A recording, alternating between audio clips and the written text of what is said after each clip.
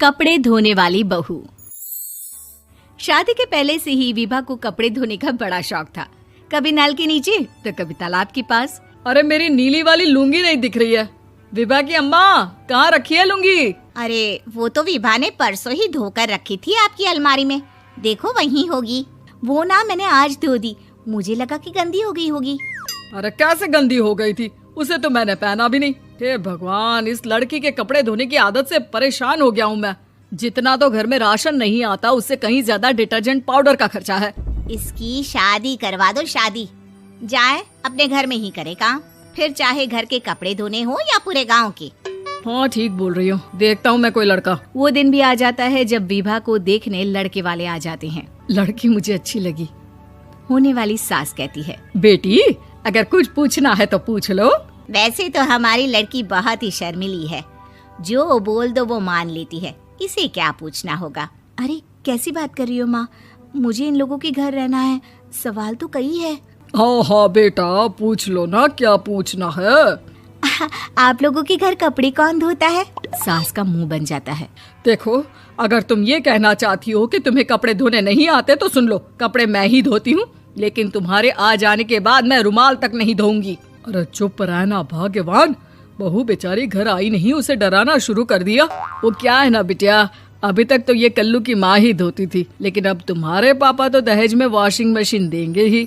तभी विभा की माँ बोल पड़ती है, सवाल भी पूछा तो क्या। वैसे भाई साहब, मशीन की तो फिर भी कपड़े धोने की कैपेसिटी होती है। मतलब जो बिटिया दे रहे हैं ना विभा, इसे कपड़े धोने का बहुत शौक है। ये आप लोगों के क्या, आस पड़ोस गांव मोहल्ले सबके कपड़े धो दे और उफ तक ना करे।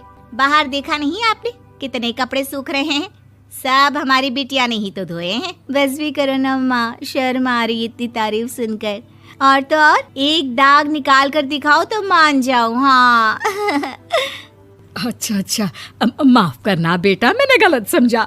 हमें तो रिश्ता बहुत पसंद है। और ऐसे जुड़ जाता है रिश्ता कपड़े धोने का शौक रखने वाली विभा का। उसकी शादी हो जाती है कोयला फैक्ट्री में काम करने वाले कल्लू के साथ। शादी के बाद अचानक विभा चिल्लाती हुई सास के पास आती है। सासू माँ, अरे सासू माँ कहाँ है आप?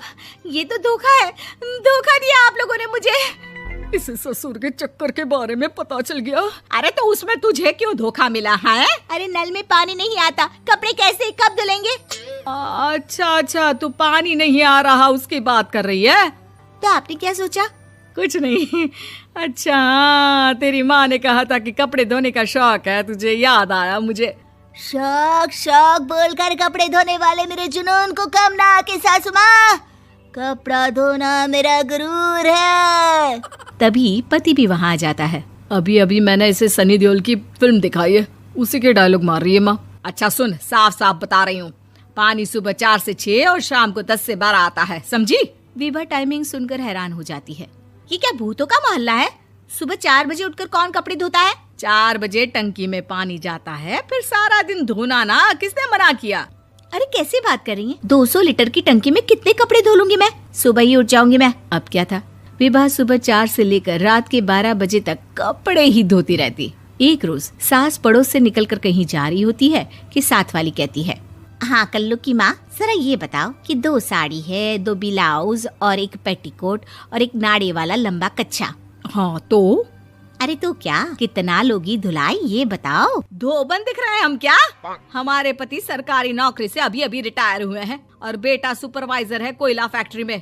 धोबन समझ रखा है हमें?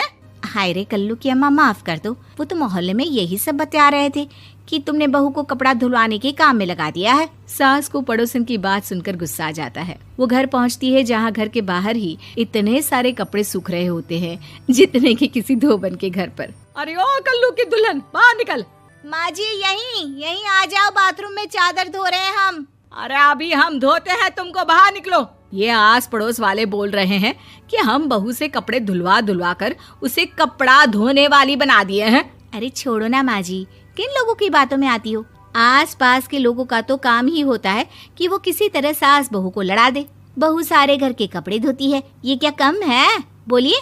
सास को भी लग जाता है कि वो बहू का ये सनकीपन नहीं छुड़वा सकती, इससे अच्छा है कि खुद ही चुप हो जाए। एक रोज सास और बहू मंदिर जाते हैं, जहाँ सास की साड़ी वहाँ खड़ी भीख मांगने वाली से मिलती है। माँ जी क्या बात है, आपकी साड़ी उस भिखारन से कितनी मिल रही है ना? हाँ हाँ देखो तो, दोनों की साड़ी मिल रही है। क्या बात है कल्लू की अम्मा, तुम खुद को तो अफसर की बीवी बताती हो और ऐसी सिंपल सी प्लेन साड़ी पहनकर घूमती हो। सिंपल और प्लेन नहीं है ये साड़ी। तो क्या सोने के धागे से फूल बने हैं? कुछ भी सासू माँ, कुछ भी।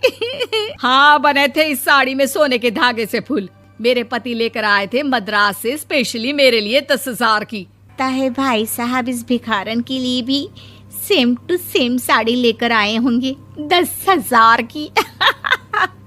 सास उस वक्त तो कुछ नहीं कहती, लेकिन बहू के साथ घर आती है और अलमारी से एल्बम निकाल कर लाती है। ये साड़ी देख रही है, ये वही साड़ी है जिसे मैंने अभी पहना था। इस साड़ी में ये जो चमकदार फूल दिख रहे हैं ना, ये सोने के धागों से काढ़े गए हैं। लेकिन तू लोकल वॉशिंग मशीन ब्रश से घिस घिस कर सारे फूलों को निकाल कर साड़ी प्लेन कर दी। मुझे माफ कर दीजिए सासू माँ। और तो और, जब मैंने तुझे तेरी गलती के लिए कुछ नहीं कहा, लेकिन तूने तो सबके सामने मेरा मजाक ही बना दिया। क्यों? बहू को समझ में आ जाता है कि अब से उसका कपड़े धोना बंद।